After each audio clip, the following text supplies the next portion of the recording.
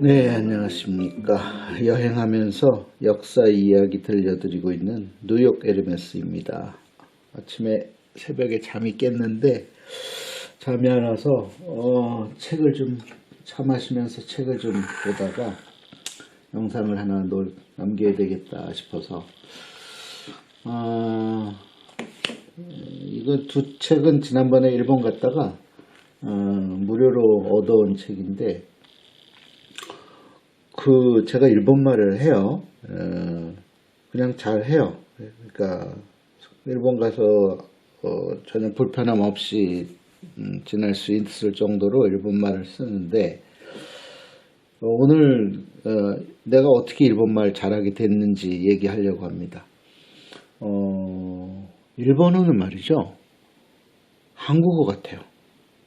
그러니까 제가 옛날 생각을 해보면 처음에 일본말 배울 때 저한테는 영어가 더 재미있었어요.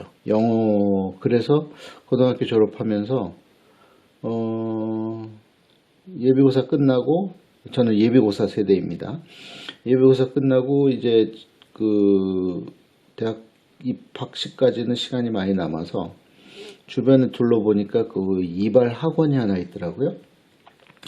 그래서 아르바이트로 나중에 중간중간에 방학 때나 이런 때 좀 돈을 벌까 해서 이제 이발 기술을 배우러 다니다가 그 옆에 학원이 있는데 그때 이름이 SDA 학원이었어요. Sabbath Day Adventist Church라고 하는 안식일교회의 선교사들이 운영하는 학원이에요. 정식 학원이에요. 돈을 내고 입학하는. 거기에 팍 끌렸어요. 왜냐하면 거기 원어민들이, 외국인들이, 노란 눈, 우리와 다르게 생긴 사람들이 가르쳤거든요. 그때만 해도 원어민한테 영어 배우는 거 쉽지 않거든요. 그래서 일부러 이태원에 거기 군부대가 있잖아요.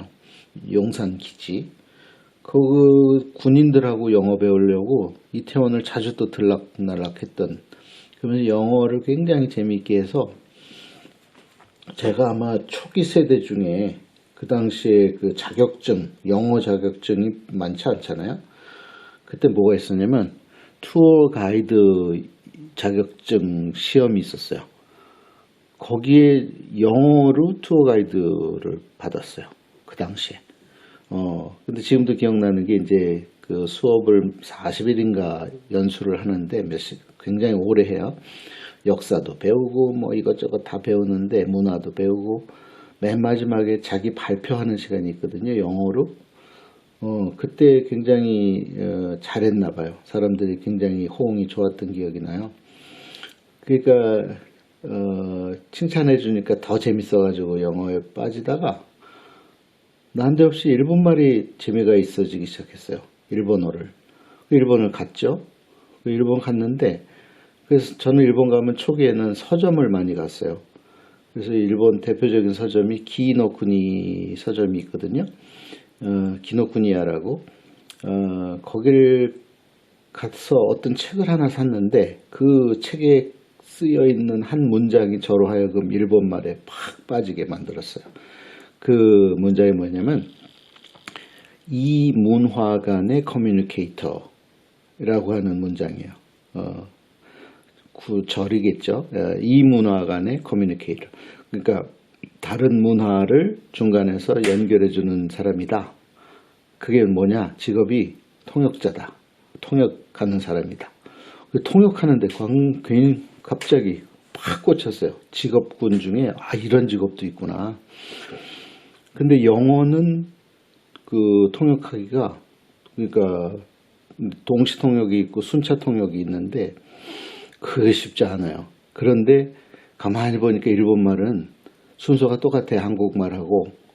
뭐만 다르냐면 아주 극단적으로 얘기하면 제가 일본말을 하면 사람들이 어떻게 일본말 잘하세요? 그래.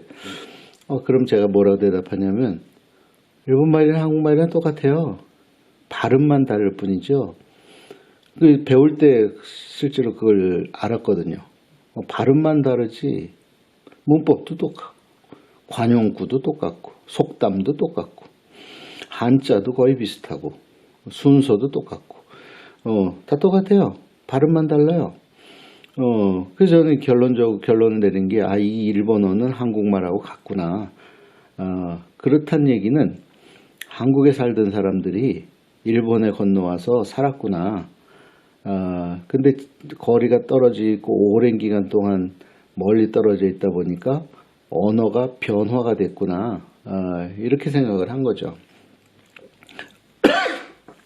그래가지고 일본말을 이제 재밌어지니까 확 빠지게 되죠. 깊이 들어갔어요. 얼만큼 깊이 들어갔냐면, 그 당시에 뭐가 있었냐면 외국어 대학교에 동시통역대학원이 있었어요. 거기 들어가기 쉽지 않거든요. 왜냐하면 국비거든. 국비로 대주거든요. 그러니까 학생이 내는 돈이 거의 없어요. 우리 들어갈 때는 조금 변화가 생겨서 일부를 냈는데 그 가르치는 강사, 거기 가르치는 분들은 다 국가에서 돈이 나왔지. 그래서 학비가 저렴했어요. 그리고 이게 들어가기도 쉽지 않지만 나오기도 쉽지 않다. 이게 챌린지예요. 그런 거 좋아하거든요. 새로운 거, 그 다음에 남들이 하기 힘들어하는 거, 성취감, 그 도전을 했죠. 일본에서 산 적도 없어요. 저는 일본에서 가장 오래 살았다고 할 수 있는 거는 나중에 한 40일 여행 경비 마련하느라고 오사카 밑에 이 와카야마라는 데서 있었던 것 뿐이고, 혼자서 독학이에요. 일본 드라마 보고, 그 당시에 일본 방송을 보려면 부산에 가면 돼요. 부산에 내려가면 안테나만 세우면 일본 방송이 한국 TV에 잡혀요. 그래서 이모가 살고 계셨는데 거기 방학 때마다 내려가서 그거 드라마 뭐 이런 거 보면서 그걸 다 녹화를 하고 녹음을 하고 갖고 올라와 가지고 그걸 그대로 반복해서 발음을 해보고 막 이래가지고 거의 독학이에요. 그래서 3학년 말쯤에 대학 3학년 말쯤에 거길 찾아갔어요. 외대 동시통역대학원. 3학년 말이죠, 그때가. 그렇죠. 가을쯤인데 혼자서 그 건물에 쓱 들어갔어요. 그 수업하는데 누가 막는 사람은 없으니까. 그래서 몇 층을 이렇게 올라가 가지고 수업하는 거를 어떻게 하나 기웃기웃댔더니, 그 당시에 지금은 이제 자꾸 하셨죠. 교수님이 그 당시 이미 이제 노교수시니까 뭐냐 그러더라고요. 그래서 사실은 여기 들어오고 싶어서 입학하고 싶어서 한번 둘러보러 왔습니다. 그랬더니 그 시간이 재미없는 낮 시간, 졸릴 시간이거든요. 그 재밌는 제가 이제 동물이 하나 온 거야. 가지 말고 일로 들어와 그러더라고. 들어갔죠. 들어가서 앉아 그러더라고요. 그래서 앉았더니 그 교수님이 수업하고 있는 그 책을 저한테 주는데, 수필이에요. 수필. 일본 수필 얼마나 어려워요. 그거 읽어보라 그러더라고. 그래가지고 떠듬떠듬 읽었죠. 그러더니 안 되겠나 봐. 다른 걸 하나 또 주시더라고. 신문. 그 신문은 자신 있지. 신문은 현대어니까. 쭉 읽었더니 누구 하나를 소개해 줄 테니까 거기 찾아가 그러시더라고. 알고 봤더니 이제 나중에 이제 선배가 되는 분이지. 그분한테 연결을 시켜줬어요. 재학생이죠, 그분은. 갓 졸업생인가? 만났어요. 그래서 내가 이래서 이거 하고 싶다. 나는 이걸 하고 싶다. 내 직업으로 통역을 하고 싶다. 그랬더니 이제 그분이 정기적으로 자기를 찾아오라고, 그래서 과제를 내주고 이거 이렇게 하라고. 그래서 해준 대로 그대로 신문도 읽고 매일같이 신문 읽고, 그 다음에 사설 보고, 그 다음에 쓰기 연습하고 읽기 연습하고 듣기 연습하고, 이렇게 1년을 한 거예요. 그러니까 3학년 가을에 가서 이제 4학년 1년 정도를 혼자 독학하고 그렇게 해서, 그래가지고 그 경쟁률이 한 10대 1 되는 것 같아요. 저는 일본 산 적도 없고 교포도 아니고 외교관의 자녀도 아니고 소위 말하는 생활 수준이 높은 과외를 받을 수 있는 상황도 아니고 그랬는데 합격을 했어요.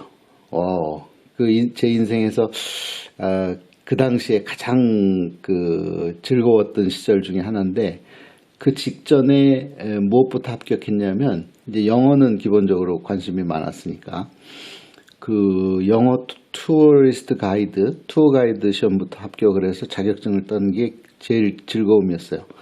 그거 땄는데 어머니 아버지한테 전화했더니 안 받으셔가지고 형한테 전화 걸어서 형 나 이거 됐어 그러면서 되게 좋아했던 기억이 나는데, 근데 이제 진짜 즐거웠던 거는 그거였어요. 통역대학원에 합격을 한 거예요. 와, 왜냐면 가능성이 별로 없다고 주변에서도 얘기했고, 왜냐면 거기 국비장학생 거의, 뽑는 사람도 숫자도 적고, 실제로 저희 들어갈 때 5명 뽑았나? 한 10대 1도 더 됐던 것 같아요, 경쟁률이. 근데 그거 됐으니까. 그래가지고, 그때부터 이제 일본어를 더 잘하게 됐죠. 근데 3,000%로 빠졌는데,